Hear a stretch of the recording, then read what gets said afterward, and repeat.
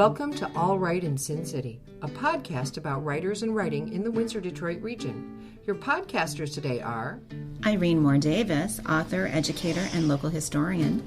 Sarah Jarvis, former bookseller, publishing rep, and literary festival chair. and me, Kim Conklin, Windsor-based writer and filmmaker.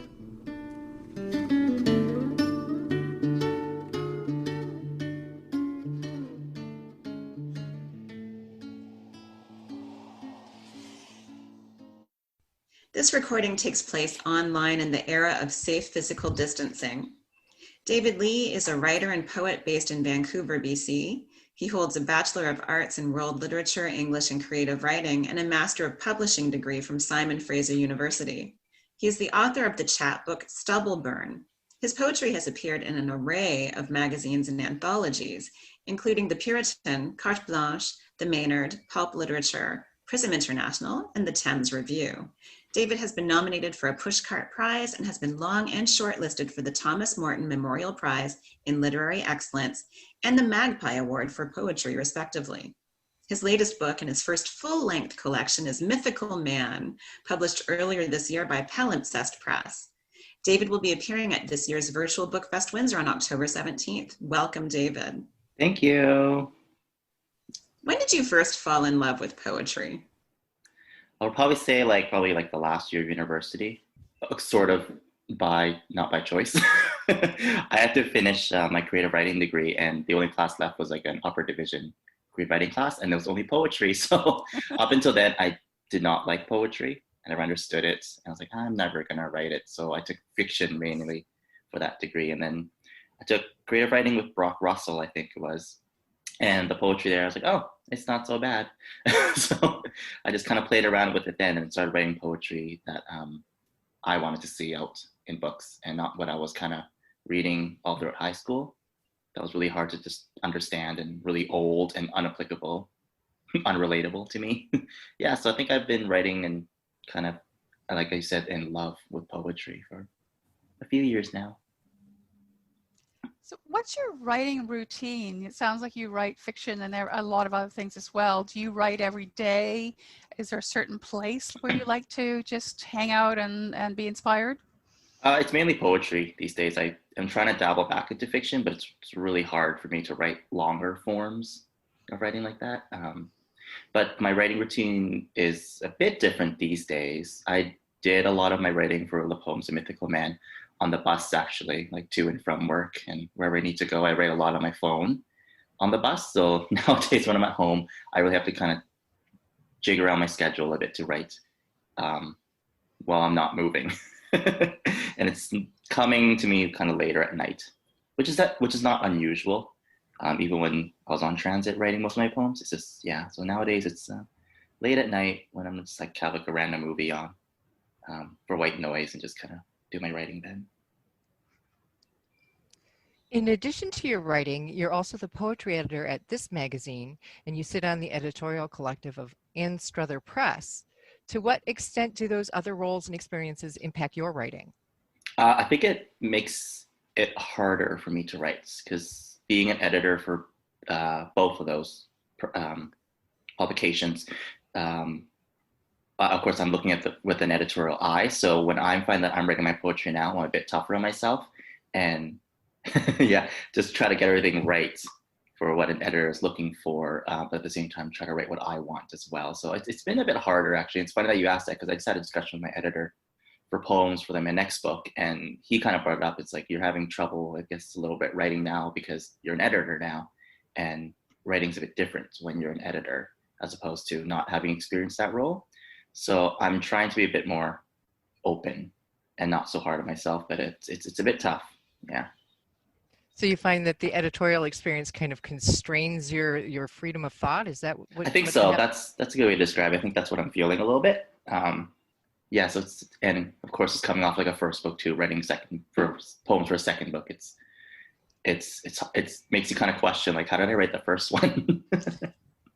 So Mythical Man is a collection of poems about all kinds of themes: personhood, race, identity, desire, sexuality, masculinity, and the racism that still persists in contemporary gay culture and everywhere.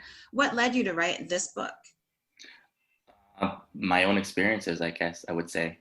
All of those things are something that I experienced, I guess, in a time kind of writing this book and prior to it. So I wrote that book for those, to kind of get those experiences out and kind of like get my frustrations out, but also to write, like as I mentioned before, poetry has never been accessible to me or relatable to me. So I wanted to write something that I would have read in high school or early university. And I figured I couldn't be the only English student who thought themselves not as a poetry reader. So maybe someone else could read them too and relate to them. So that's what kind of led to those poems. And also just kind of like indulge my imagination a little bit, writing the poems that are Mythical Man, exploring that theme. Yeah. So yeah, relevance is a real aspect of your work. And in some ways, it's fortuitous that this book was released right around the time when North America seems to be engaging in difficult and uncomfortable conversations about race and racism. Mm-hmm. In what ways do you think your book has contributed to the conversation? If anything, I think it's mainly to kind of look at life from another person's perspective, like kind of walk a day in their shoes kind of thing. I try to really get that across in the poems, that to really see what it's like to be on the receiving end of racist comments, discrimination. And I hope the poems in the book kind of do that, to kind of show it from that perspective. And yeah, that's kind of the only hope, really. It's poetry. I hope people are reading it and seeing that. I have to say, as a racialized Canadian, something that spoke to me so deeply was your poem called "Where Are You Really From?" Right? Isn't that a good question? Don't you love getting that question? It's my favorite. Yeah. Okay. Yeah. Growing up, I got that question a lot, especially when they found out I, would fail all my math classes. So where are you going now with your writing? What's your next project? I'm trying not to think about the poems that I'm writing now as part of the upcoming collection, because I don't want to put that restraint on me. They're kind of just, it's going to be, I'm trying to go in the direction that Mythical Man went in, the direction of kind of heavily drawing on like the experiences of racialized people as myself. So the poems that I'm writing now are a bit more, I like to say, like in the fourth part of Mythical Man, the poems in there are a bit open and a bit more fantasy inspired. So I think the poems that are coming out now, that's the kind of direction I'm going in, to kind of open up that world a bit more. Yeah, and having a little bit more fun with it. I feel like the poems in Mythical Man can get a bit heavy at times, or they felt heavy. So I'm just trying to lighten it up a little bit. Can I follow up really quickly? Yeah. What is it that you like about writing poetry as opposed to some of the other forms that you started writing earlier in your career? I grew to like writing poetry more because the shortness and like how succinct you can tell a story within a very short piece of writing. Like I think in all of my writing in the past, I've always been like kind of a succinct writer, always cutting things just to get to the point. With poetry, I find that really easy to do. And it's something that I found that I do in my editing as well for other poets. Like I just can see where a story is going or where a narrative is going and what character is being painted in the poem. I can just really hone in that quicker than I can, like in a piece of fiction where I have to draw it out and I get tired and then I give up. And the piece of fiction I'm writing just turns into a poem. So You were just born for that form, yeah. I guess so. Yeah. So would you like to read something for our listeners? Yeah, sure. This one's called Evil. Evil is a warm tongue on a first date. Evil smells like grass that shouldn't be cut, an over-chlorinated pool. Evil sweats while sleeping through the day as its pills expire, wakes to be danced through the night as if it were a demigod. Evil feels like a chain link fence pressing into shoulder blades. Evil bites your bottom lip, leaves you standing at dusk, raging and swearing that you won't give in, but the craving for it comes on like an orgasm. Evil eats you out when you should be looking for a cure. Evil takes your virginity with the beat dropping in a song you forgot was playing in the background. It honeys sweet tea the morning after, drinks it right in front of you.